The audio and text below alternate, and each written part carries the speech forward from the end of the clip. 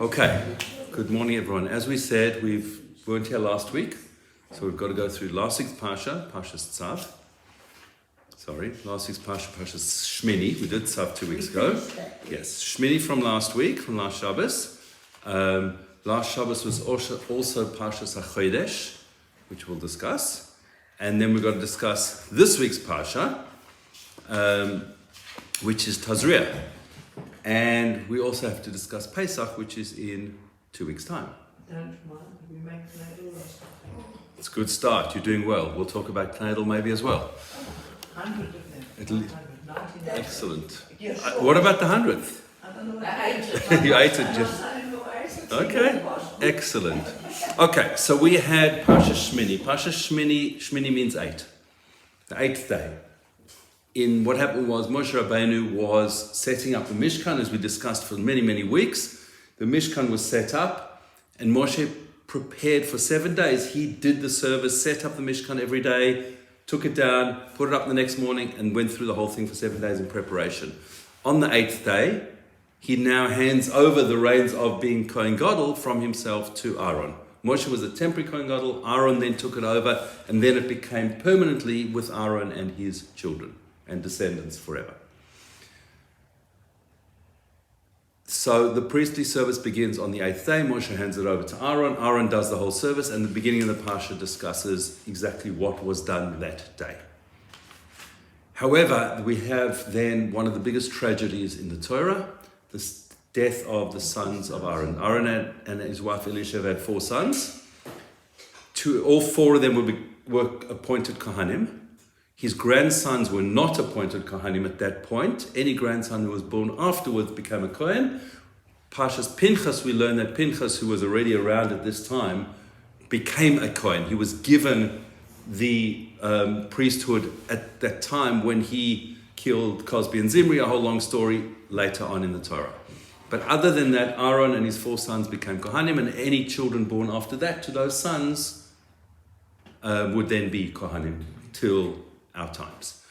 Unfortunately, on the day of the inauguration of the Mishkan, Hashem's fire comes down and his presence rests in the Mishkan, and Aaron's his 2 sons, the older 2, Nadav and Avihu, brought, the Torah says they brought a strange fire. And the rabbis got a town as to describe exactly what they did wrong. And there are many, many explanations, but they went in without being commanded to do something from Hashem. They took the law into their own hands, so to speak, and unfortunately Hashem took their lives. A fire came down, 2 fires came down from heaven that day. One was to light the altar so that the fire would be burning on the altar, and a second fire came down and took the lives of Nadav and Avihu. Tragedy. So you hear at the pinnacle when Hashem's presence comes into the Jewish people through the Mishkan, suddenly we've got death on our hands. Nadav and Avihu were greater than Moshe and Aaron. Moshe and Aaron knew this, but they did certain things wrong. Not for now what happened, what they did wrong, and many, many rabbis, that's a whole shir in itself, discuss exactly what they did wrong. However, the next section in the Parsha is a mitzvah for Kohanim, that a Kohen is not allowed to come into the temple drunk. You're not allowed to, drunk meaning any alcohol whatsoever. And so one of the explanations is, well, they had something to drink because they were trying to elevate their spirits, pun intended. And so because of that was one of the reasons brought why they passed away. Then we had the whole story in the Parsha about what to do with the offerings on that day. Because now Aaron and his other 2 sons are now in mourning. They're an oinen before the funeral, and they're in mourning, and you're not allowed to eat offerings when a dead relative is connected to you at that point in time. And so the whole discussion, what happened, the main point I would take out of that is Moshe and Aaron had this whole discussion, and Torah says Aaron was quiet. Aaron didn't argue with Moshe, and he just went through what he needed to do in terms of the service that he had to do. Then the Torah flips, and the Torah starts talking about kashrus. And what is kosher and what's not kosher, which we've discussed last year, the year before. It's mentioned several times through the Torah. But I noticed, and that's basically almost till the end of the Parsha. The last bit of the Parsha talks about purity and impurity with regards to vessels. So a vessel gets an impure substance in it, what you do with it, how do you kasher it, and that type of thing. I noticed in the Ansar Chumash a note here introducing the laws of kashrus, which refers all the way to the very last verses in the Parsha, because right at the end of the whole thing it says, verses 43 to 45, right at the end says, Al tashaktu es nafshosechem b'chol hasheretz v'lo titamu bahem v'nit mehem baham. Don't make your neshama, don't make your souls abominable by means of any of these teeming things. It's talking about creepy crawlies and eating all these insects and various things and anything else that is not acceptable as a kosher animal or kosher being that we can eat. Don't contaminate yourself through them. It says it twice. Don't contaminate through them. Why? Ki ani Hashem Elokechem, because I'm Hashem your God. Hikdashtem v'hisem kodeshim ki kadosh ani v'lo titanmu es nafshosechem b'chol hasheret roimes al haaretz. Don't contaminate yourself, because Hashem says, I'm Hashem, and you're going to sanctify yourselves and you'll be holy. Because I'm holy, says Hashem, and don't contaminate your souls through all of these creepy crawlies. And again Hashem says, Ki ani Hashem hamale eschem eretz Mitzrayim lios lachem lelokim v'yisim kodeshim ki kadosh ani. I'm Hashem, I'm going to elevate you from the land of Egypt to be a God to you, because you're going to be holy, because I'm holy, says Hashem. And that's the reason why we eat kosher food. To make sure that our soul can absorb the holiness from Hashem. So this note in Art Scroll introducing the whole thing discusses, at the end of this chapter, those 3 verses we just read, the Torah stresses the reason for kashrus in very clear and powerful terms. By observing these laws, a Jew can pull himself up the ladder of holiness. By ignoring them, he not only contaminates himself, he gradually builds a barrier that blocks our comprehension of holiness. Just as someone who is constantly exposed to loud music and harsh noises, slowly and imperceptibly but surely suffers his ability to hear fine sounds and detect subtle modulations, so too the Torah informs us that a Jew's consumption of non-kosher food deadens his spiritual capacities and denies full opportunity to become holy. Worst of all, it renders the person incapable in even perceiving his loss. For this reason, the Ramah in the Shulchan Aruch cautions us, just tell them I'm not available, cautions us that even small children should be prevented from eating forbidden foods, lest their spiritual potential be harmed. So that's the summary of kashrus. Why do we eat kosher food? To keep our soul available to become holy. As we eat non-kosher food, our soul gets blocked. And we'll try and come back to that in light of Pesach and Chometz and eating kleidlach, etc. Okay, on Shabbos we also read Parshas Hachodesh. Tomorrow is Chodesh Nisan. Nisan is described as the first of the months. Now, we know Rosh Hashanah is in 6 months' time in Tishrei. So we've got these dual years running. We've got a year starting from Nisan, and we've got a year starting from Tishrei. And there's a huge debate across the Gemara as to when did Hashem create the world? Was it in Nisan? Was it in Tishrei? Beyond the scope of anything that we're going to discuss in a Parsha Shir. But the point is that Nisan was the creation of the Jewish people. We were created in the month of Nisan. And again, I will try and come back to that in light of Pesach. What is brought down in why do we read Parshas Hachodesh? Parshas Hachodesh basically is the section in the Torah which, right near the beginning of the book of Exodus, of Shmos, is about where Moshe Rabbeinu is given the mitzvah, Hachodesh Hazeh Lachem. This month, this will be the beginning of the new month for you. And Hashem has to show Moshe what means the new month and how you decide it.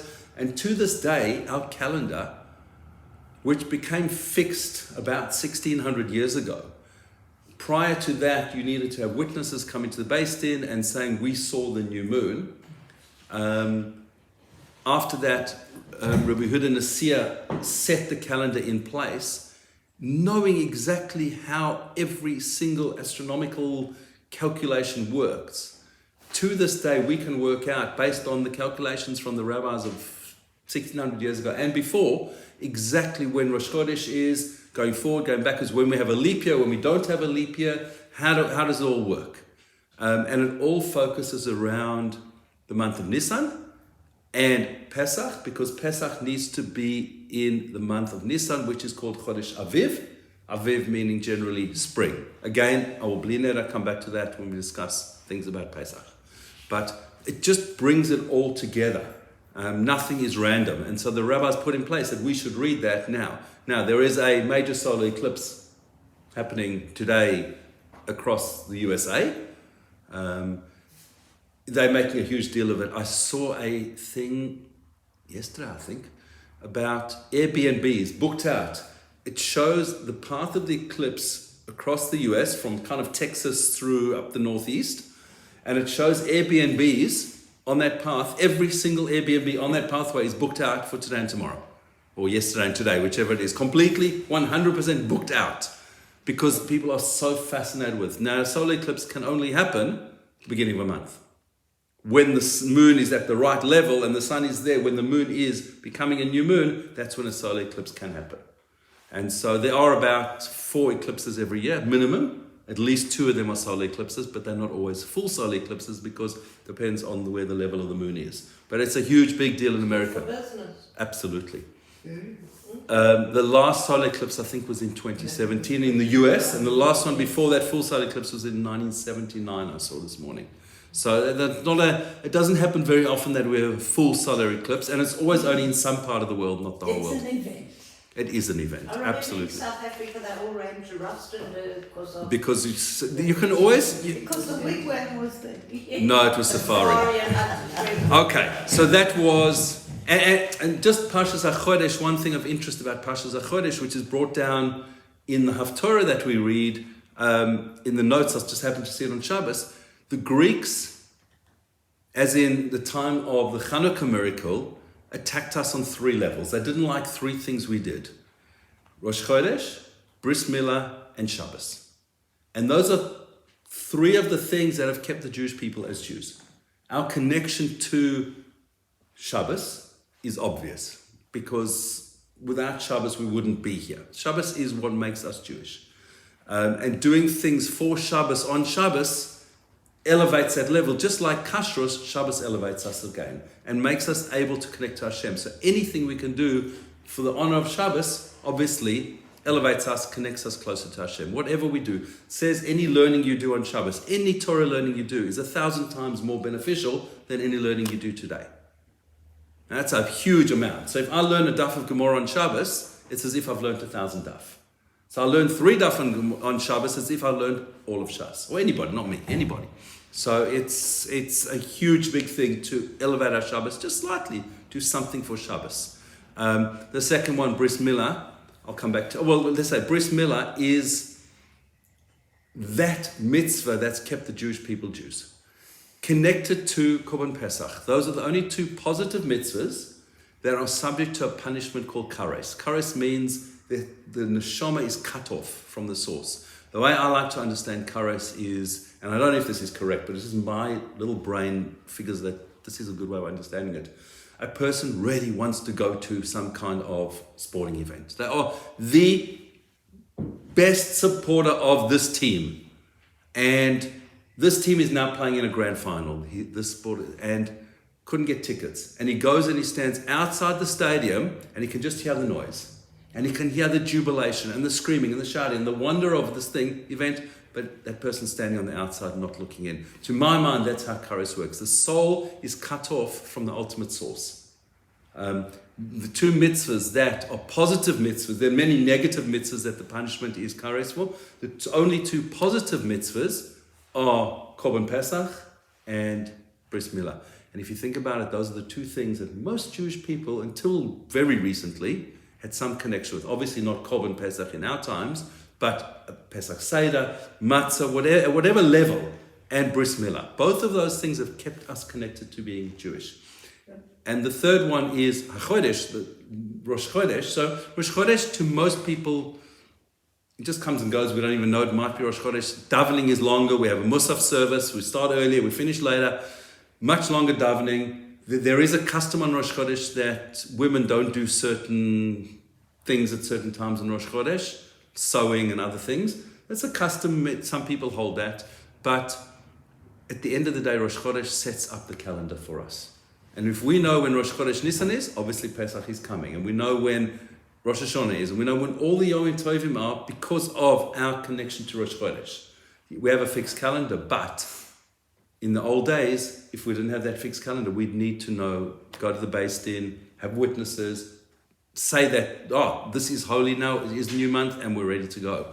And so that sets up our entire calendar. So those three mitzvahs are really the essence of the Jewish people. Shabbos, Rosh Chodesh, and Bris Milah. That's really Parshas Hachodesh. That was last week. Now we're going to this week. That was quick, right. Parshas Tazria. So Parshas Shemini ended with contamination of vessels through animals, insects, etc. Parshas Tazria and Mitzorah, the next 2 weeks Parshas, and many years these are read together, both relatively short Parshas, is around contamination of human beings and impurity and purity. And it starts off talking about a woman who gives birth to a child is impure for a certain amount of time, and impurity means that she's not allowed to go to the temple.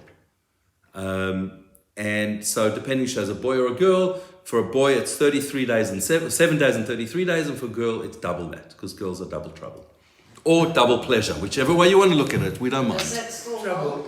No, the purity and impurity for us basically doesn't apply. Most of this parsha doesn't apply directly to us.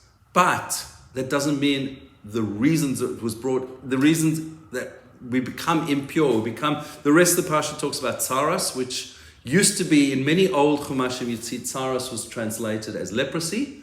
In modern chumashim, they don't translate it, they just call it tsaras, and I'll explain that in a minute. But yeah, so the purity and impurity really only applies today in certain levels, the main ones being a woman with her period, and when she's allowed to be with her husband, a nidah, and also going up on the Temple Mount. Certain parts of the Temple Mount are accessible in any event to anybody.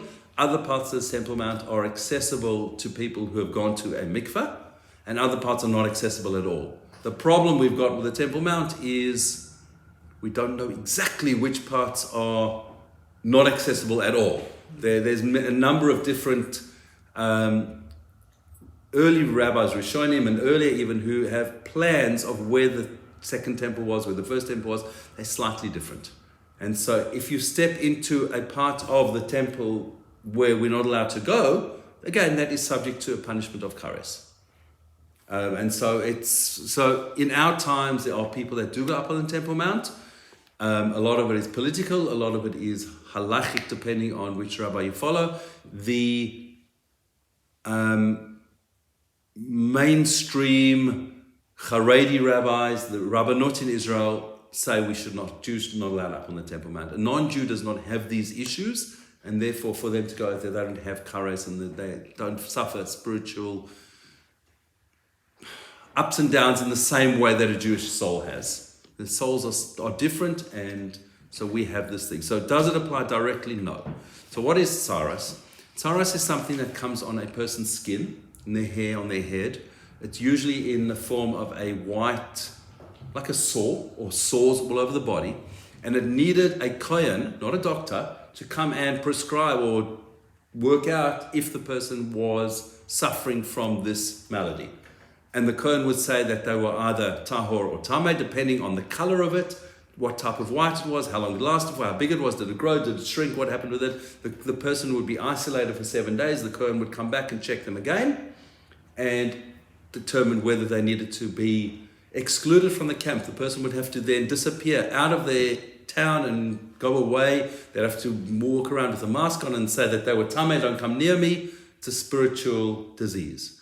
The reason why they called it leprosy was because parts of the body were badly affected. It's not leprosy at all, it's purely spiritual, and we don't have that disease today. One of the main reasons people got tsaras was because of bad speech. And so the body is impacted directly by the way we speak.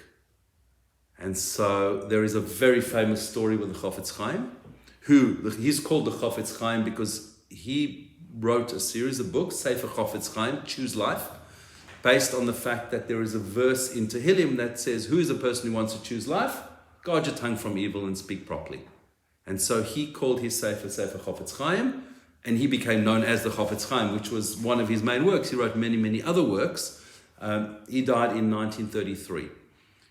At age 93 or 94, I think, when he was in his mid-80s, a young student came to him and was talking to him and saying he's suffering terribly from the most excruciating toothache. His teeth are crazy bad. And the Chofetz Chaim said to him, I want you to look into my mouth and check my teeth. He said, like, Rebbe, I can't look in your mouth. He said, no, put your hand in my mouth, look inside and count my teeth. And this kid said, well, the leader generation, the Chofetz Chaim, told me to count his teeth. So the Chofetz Chaim was a very, very short man. And this boy bent down, looked in the Chofetz Chaim's mouth and like shaking, counts his teeth and goes, 1, 2, 3. Says, you got 32 teeth. He says, how many of them are false? He says, none of them. They're all your own teeth. Age 83 in 1925. He had 100% of his teeth all there. And the Chofetz Chaim says, do you know why I've got every one of my teeth? He said, because I watch my tongue. I never said a bad thing about any other human being. Since I was a little boy, I controlled my tongue. My mission in this world was to teach the world to control their tongues. Where did he live? In Radin, in Lithuania. Small shtetl in Radin. He was the Gadol Hador. Everybody would go to the Chofetz Chaim for a bracha, asking questions. He was the leader of the generation. Across the board, people would go to him. We should have a whole shir just on the Chofetz Chaim himself, but he was one of those rabbis when he used to bench. He died in 1933. In the 20s, soon after the First World War, when he used to bench, he'd break down crying in the harachamans after benching. And he'd sob his eyes out. And they said to him, what's wrong? And he said, there's something big coming. The Jewish people are in severe danger. This is straight after the First World War. And he said, we need to watch ourselves. We are going to be wiped out in Europe. And him and many other rabbonim of the time, if you look at the great rabbis that lived in the 20s, they're already elderly most of them, but the number of rabbis, not even the older rabbis, but a number of great rabbis that died in the decade before the Shoah was phenomenal. Unbelievable how many people died because they were protected. Hashem didn't want them to all suffer through what was going to happen. But many of them were able to see what was going on. We don't know. I mean, we live in times that there's lots of negativity going on right now. I will say that in yesterday's Daf Yomi and Shabbos's Daf Yomi, there was a whole discussion on what do you do with people who are in captivity. And it was exactly 6 months to the day that this. I was learning this on Shabbos and then again yesterday, and I was like, wow. And it was hard to learn it. Yeah, it was really hard to learn it because here I am learning, this is real. It's now written in a Gemara. And what the Gemara was really talking about is if a person is taken captive and they've got fields, what do you do with their fields? Because you don't want their fields just to grow weeds. And so, kibbutz is different because that's communal owned. This is talking private, so moshav. And so the way the Gemara seems to come down is that you give the field to a relative of the person who's going to inherit that field.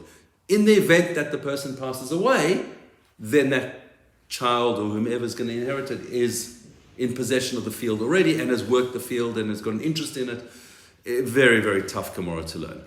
Okay, so that's most of Tazria. The final part of Tazria talks about tsaras on various parts of the body, and then it talks about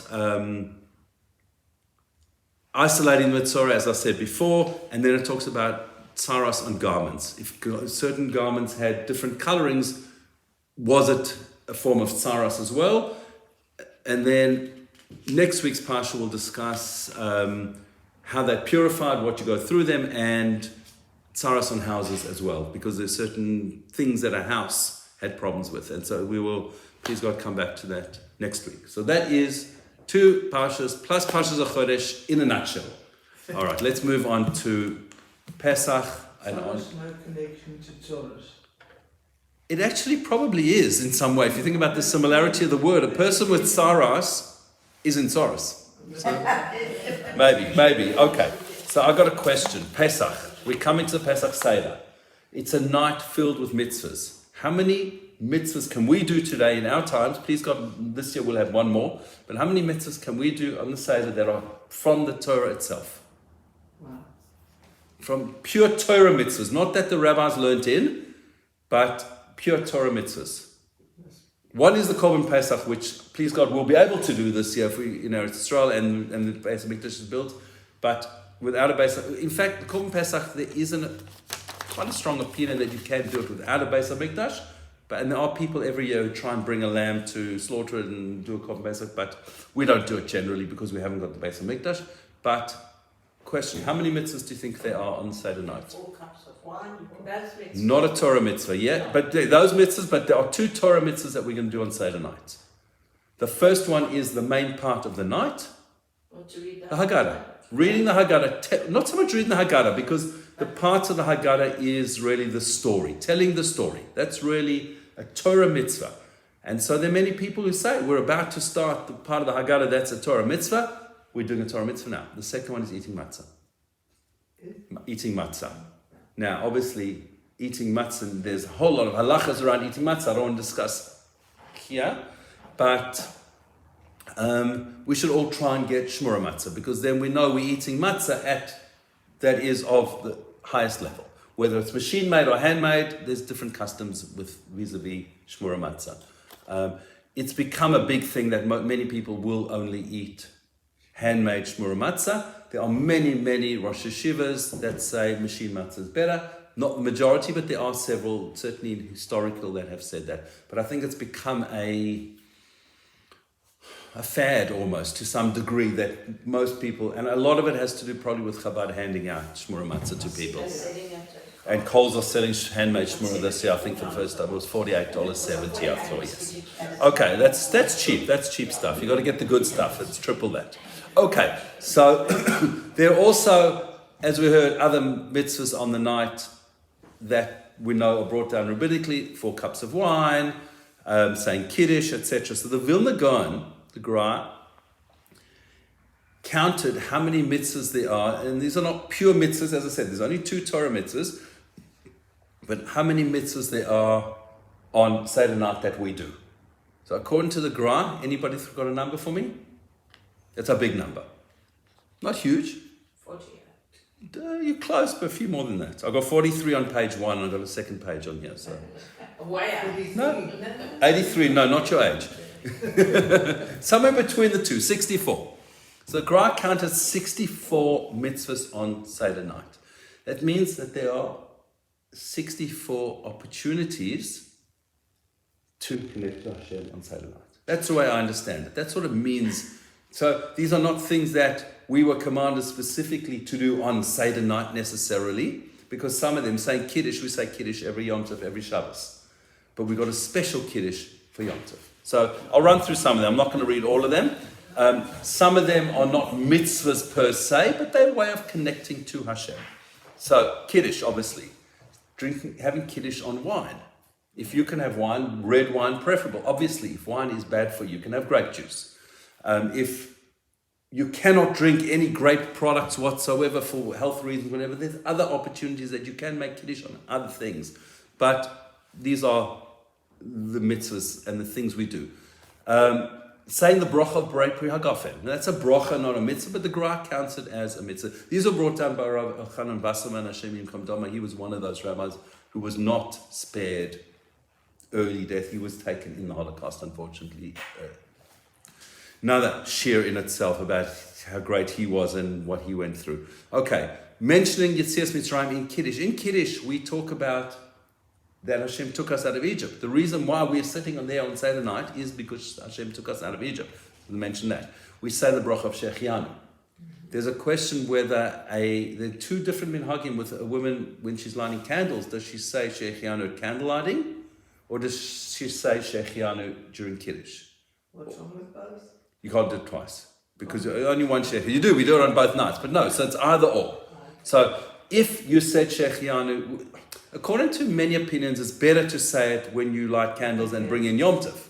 And so if you've said it then you just keep quiet. We have a custom in our house where everybody says the Haggadah as best they can together. And so we all say Kiddush together. So the ladies who've lit candles will be quiet for Shechianu at that point, because we shouldn't say it twice. But there is a mitzvah to say Shechianu. Drinking the first cup. Drinking the 4 cups of wine, or rabbinic mitzvah that we'll put in. So before we drink the first cup, I go through and I say, right, we're going to say Kiddush. We have in mind that we're drinking the first cup of wine, that it's the first of the 4. The reason why we have number 4 is a big number through the Seder. And how many pieces of matzah do most people have? No? 3, which become 4. It was a trick question. There are people who only have 2, but most people generally will have 3 pieces of matzah. You break the middle one, so therefore we go from 3 to 4, another 4 in the Seder. There's a whole lot of 4s, the 4 sons, etc. The 4 cups of wine, so we would announce before that. We get somebody in our Seder to announce each of the 15 steps of the Seder. We're now at Hachodesh. We say it all before, but then somebody says, Hachodesh, and then I would generally say, right, now we should have in mind that we are drinking the first of the 4 cups of wine. And we should have in mind that this is a mitzvah to drink the 4 cups of wine, and that we should remember to lean, another one of the mitzvahs brought down by the Gra. Now, it's incumbent on men to lean. Women can choose to lean or not, depending on custom. What else does the Gra say here? Then we wash our hands. Now, again, it depends on custom. His custom was, they said a brocha on the Tzilas Yadayim. We don't say that brocha. When you have bread, we wash for bread. There are people who, when we have fruit and vegetables that are washed and wet, there are people who will wash, which is why we're washing for karpas at that point in time. But the Gra obviously had a minhag to say the bracha. We don't say the bracha. We don't generally. I don't know anybody. People obviously do, but I don't know people who say that bracha then. But then we say Borei Pri Ha'adama and eat the karpas, another 2 mitzvahs and things that we do. Dipping it into salt water, another thing. Then we've got all the things on the Pesach plate, the shank bone to remind us that there's a Korban Pesach. We don't eat roast meat, pure roast meat on Pesach, because the Korban Pesach itself was essentially a barbecue. And so it was a whole lamb barbecue, but we don't eat roast meat because we haven't got a Korban Pesach. So, but having that shank bone is a reminder. Having the egg to remind us of 2 things. The Korban Chagiga, the Gra brings down, but the egg is also on there to remind us that Tisha B'Av, which is going to be in a few months' time, is always on the same day of the week as first day of Pesach. And so this year, first night Pesach is a Monday night. Tisha B'Av this year will be on Monday night and Tuesday. And so the egg is the food that mourners eat. And so we remind ourselves, we haven't got a Beis HaMikdash. Without the Beis HaMikdash, we haven't got a Korban Pesach. We can't do what we're supposed to do.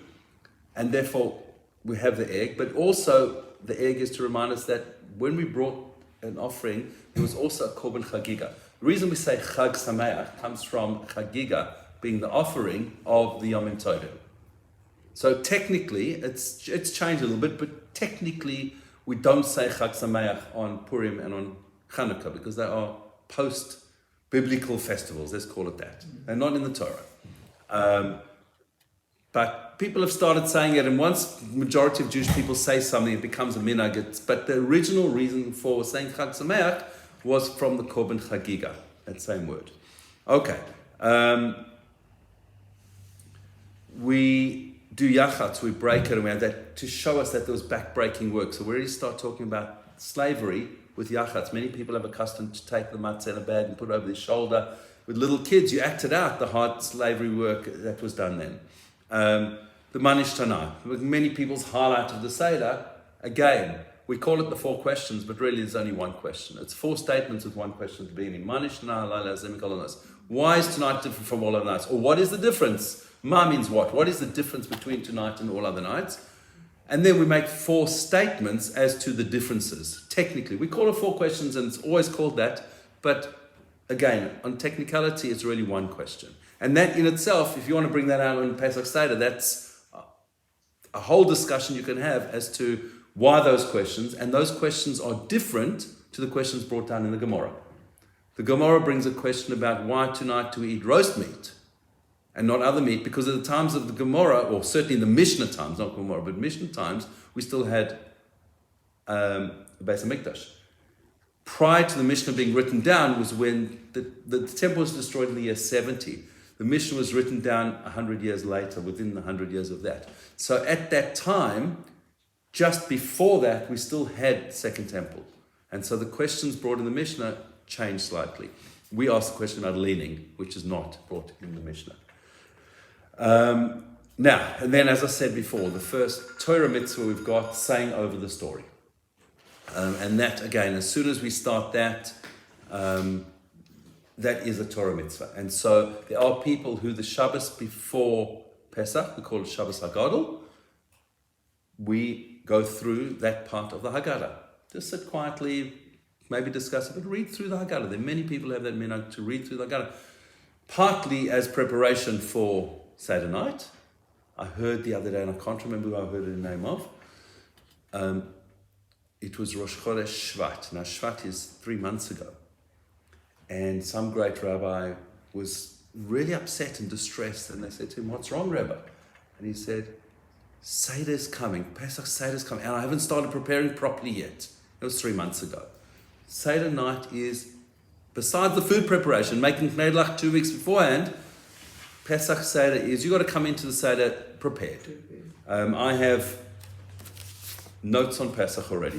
I've started trying my preparation. I'm not dealing with babies this year. One who he'll be sleeping. But we're all to some degree babies, because we all need to go through it. We need to work out what is the message for ourselves at the Seder, and what message can we impart. We've all eaten 2 afikomans a year potentially for the last X number of years that we remember, whatever it might be, 50, 60, 70, 80, 150 afikomans.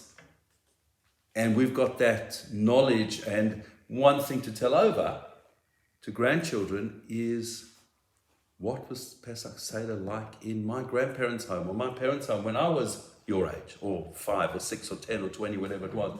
Some memories that we've got of the Seder, of essentially pre-war Europe, because pre-war Europe is slowly being forgotten in the world.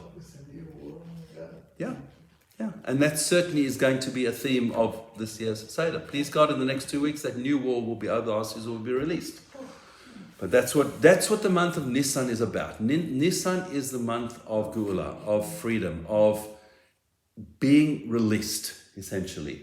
In Nisan we were released. And it says, in Nisan we were released and freed. Geula came, and the Geula, we're right now in Galus, we're in exile. The deliverance will come in Nisan as well, according to many opinions. And so tomorrow is Nisan. And so we got to daven every day, like that Hashem should give us that release. Okay. Then, saying over the story, obviously we discussed, right? Now, the one thing that we do that's brought out in the Haggadah was a book written, the most part of the Haggadah would have been written around about 2,000 years ago. It was certainly written by the rabbis of the Mishnah.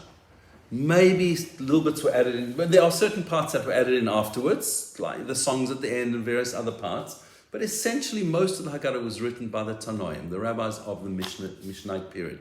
Who wrote it? We don't know. There are a number of people who try and work out exactly which Tana wrote it and how it was written, or which group of people wrote it. It might have been a composition of people, but it was certainly around that time. The objective in bringing this out is that the whole story with the Jewish people is ebbs and flows, the same as the moon. It's up and down, it waxes and wanes. The Jewish people are up and we're down, and we're up and we're down. We will never end. We will always be here. As long as we maintain that connection to Hashem, He's promised us that He will never destroy us. One of those promises that we can see clearly is the Western Wall. Hashem said, I'm going to destroy the temple, but there's a prophecy that says the Western Wall will never be destroyed. And when the Romans came to destroy the temple, they sent 4 generals out, and the general who was trying to destroy the Western Wall couldn't. And he had this great idea. Let me go back to Caesar and I'll tell him that let's leave that as a monument to you so that people will always know that you destroyed the whole place, but you left some of it out to show you that you're a good guy. But it was really the prophecy of Hashem. That's why we have that wall still there, to know Hashem's presence has never left us. It's still there. It's at a different level to Hashem's presence when He's resting in the Mishkan, in the temple, because that's pure essence of Hashem is right there. But there is still some vestige of Hashem's presence at the Western Wall, which is why so many people go there, why it attracts everybody across the board. And one of the,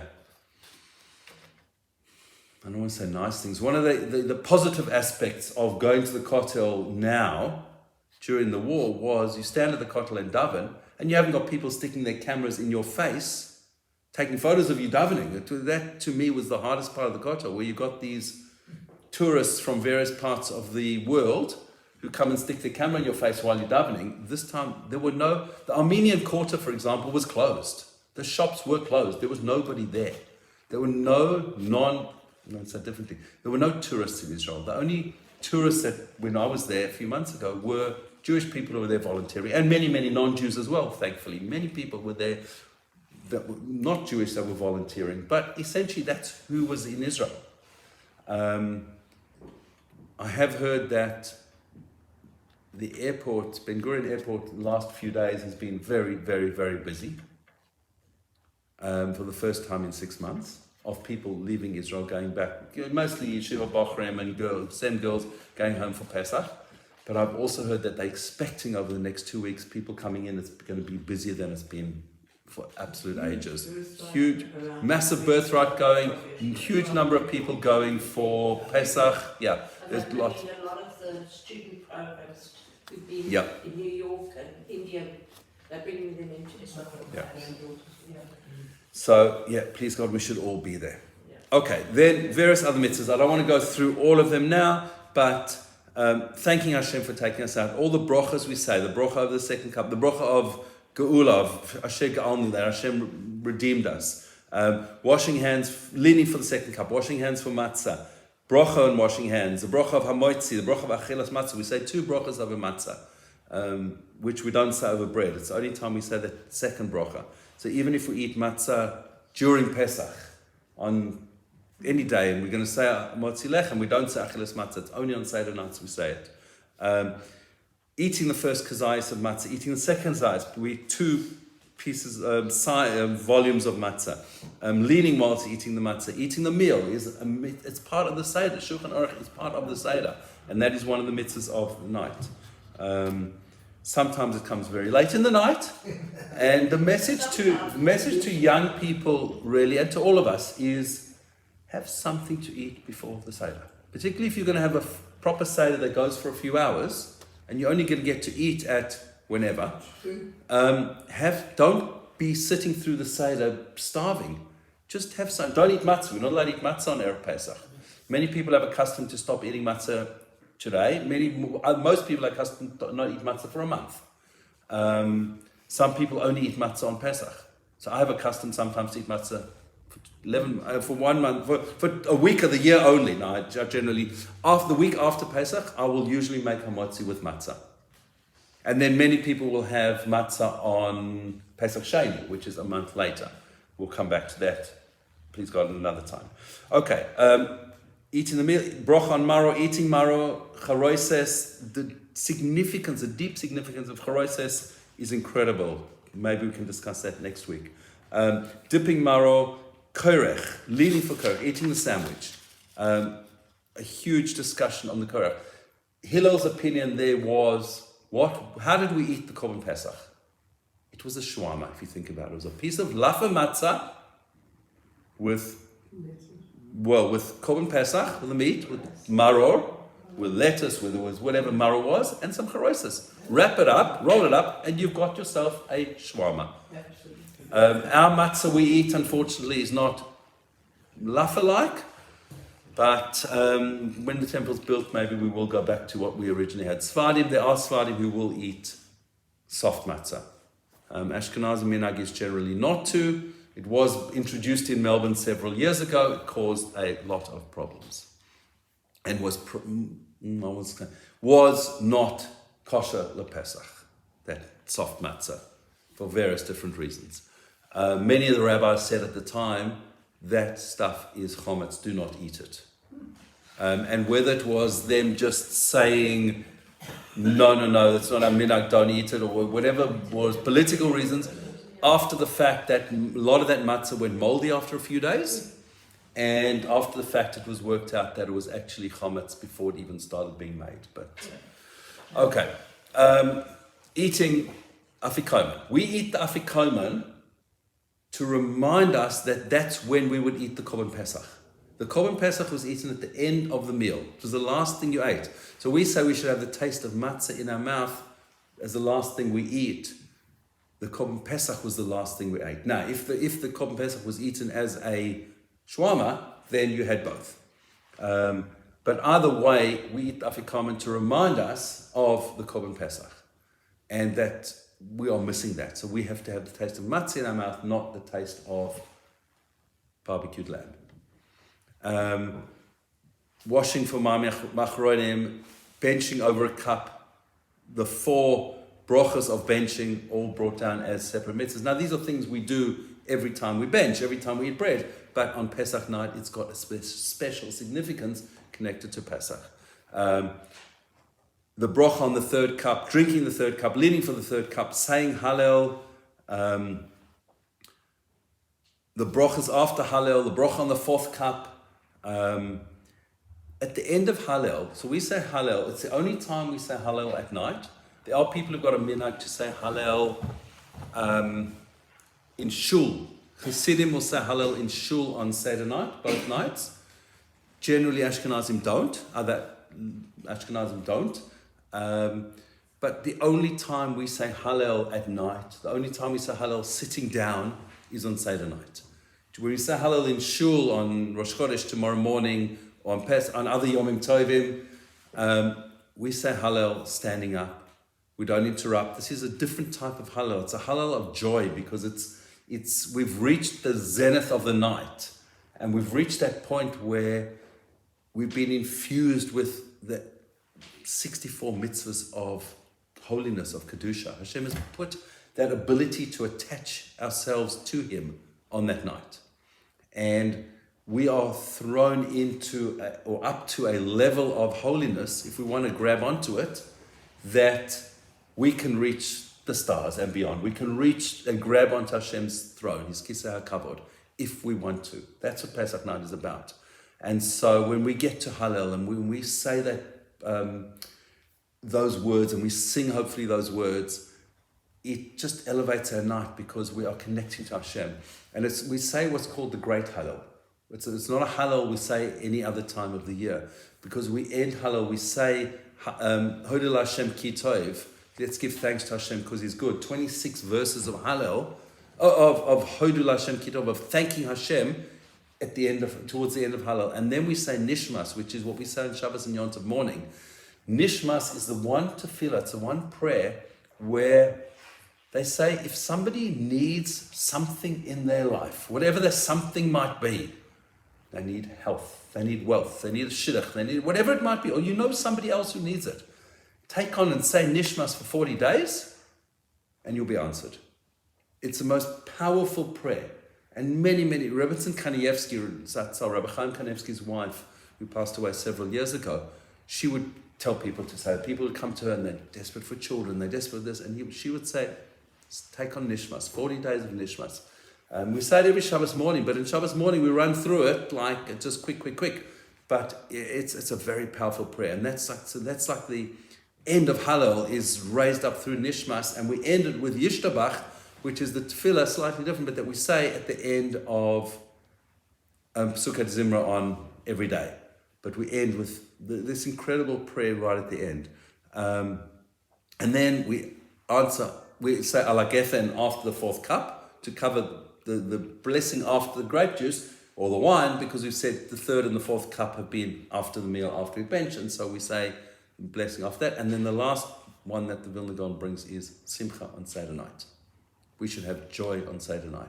Seder night is a night of joy. It's a night of connecting to Hashem.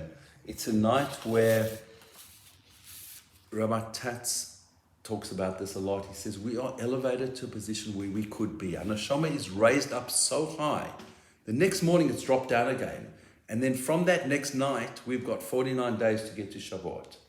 And we can build and build and get on. By the time we get to those 7 weeks later on Shavuot, we can, through our actions, elevate ourselves. So Hashem elevates us, we connect to Him, and He lifts us up on Pesach night.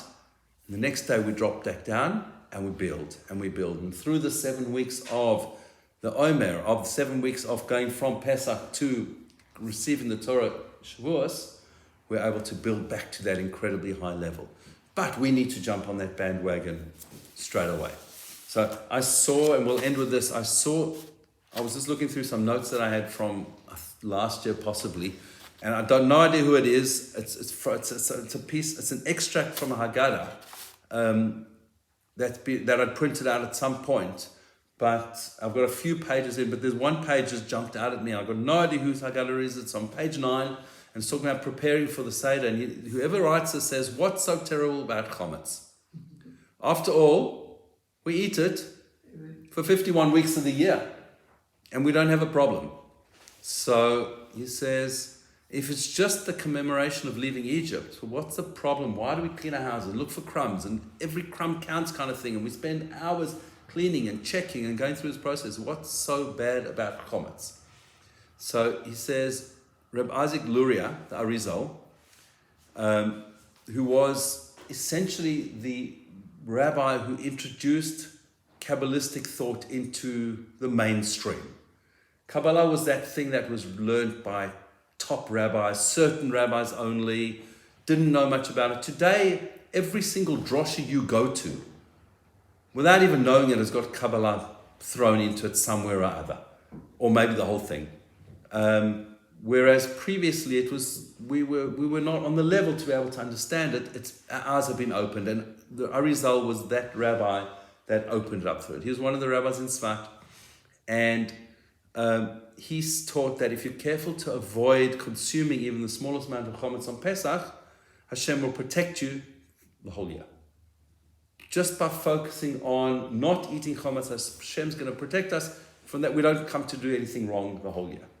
So he says, well, what's the connection? So he brings a Gemara in Brochus. Rabbi Alexandri says, he says, Ribbon Shalom, Master Universe, it's obvious to you that we want to do what you want done. What's holding us back? It's the sourdough that makes the bread rise. That's what's holding us back. So he says, you see, a little bit of chametz makes a little bit of dough into a big loaf. You take sourdough. Now, I'm now the sourdough expert because I've got involved in my wife's sourdough making. So given that she's now at work most days, I have the job of feeding the sourdough, creating the starter. And so now I can see, you can take the credit. I take full credit. Full credit I take. So now I disturb my work in the morning and I go and take the sourdough, a little bit of sourdough out the fridge. I take 50 grams of sourdough and I add, depending how many we might make, but 80 grams of water and 80 grams of flour. That's all I've got, flour and water. And I put it together and I mix it up and cover it and leave it. And then you add a bit more flour and water and a little bit of salt and you get this massive loaf of bread. So we started from 130 grams. We've got a huge big loaf of bread. That's the sourdough. The sourdough makes the bread rise. So he says, a little bit of chametz makes a little dough into a big loaf of hot air. That pretty much describes the fundamental gameplay of all that imprisons us. All of us. Like the chametz, that takes your healthy need to earn an honest living and blows it up into a desperate need for recognition and more money and more money and more recognition. Because that's what it's about. I need that top job. I need more. I need to be regarded as the best bowler on the bowling green. I need to get that third aliyah because I deserve that. It's all about that need for recognition. That's what they're describing that little bit of sourdough as becomes. Or what about the chometz that mixes in when you're about to do a beautiful mitzvah in sincerity? In your heart you say, do it. Because why am I doing this mitzvah? Because people, I'm going to say that I'm such a righteous, beautiful tzaddik. I'm such a great person. I helped someone cross the street. Look how great I am. And people are going to say that about me. Or what about the chometz that appears when you're studying the wisdom of Torah? And it whispers, these rabbis, they're pretty wise, but soon you're going to know much more than them. You'll be able to teach them because you're so great. It just puffs us up, puffs and puffs and puffs. That's my words, not whoever wrote this words. It's that chometz that ties every thought, every word, every deed you do to your ego, as though your existence is somehow invalidated if you don't occupy more and more space every day with nothing but hot air. We are its prisoner, it's our taskmaster. It's stolen our lives from us, rendering us all subjects of an oppressive world that we must satisfy and please. That becomes our job. Our goal is to satisfy everybody else, please them, to show them that we are so great.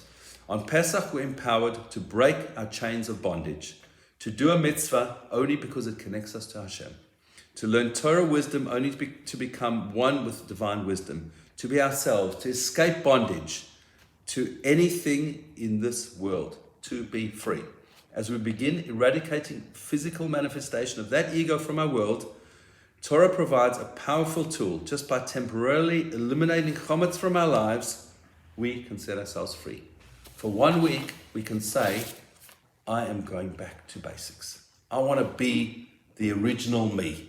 I want to be that person that Hashem put into this world without all the accompaniments that we ourselves have created in this world, that we've pushed onto ourselves, that we've tried to become greater and greater and greater. That old expression, self-made man, self-made millionaire, whatever it was, nobody's self-made. The only thing that's self-made is all that hot air we put into ourselves. Every drop of money we earn, every bit of everything we've got, everything that happens in the world is because Hashem put it in place. We come along and we try and, we've got a busy day today. We come along and we try and put in our 2 cents worth. And we grow and we grow. We think we're greater and greater and greater. And at the end of the day, we need to just go back to saying, no, get rid of all that chometz, get rid of all that hot air, and let's go back to where we were on day 1. Let's go back to that connection we had with Hachodesh Baruch Hu.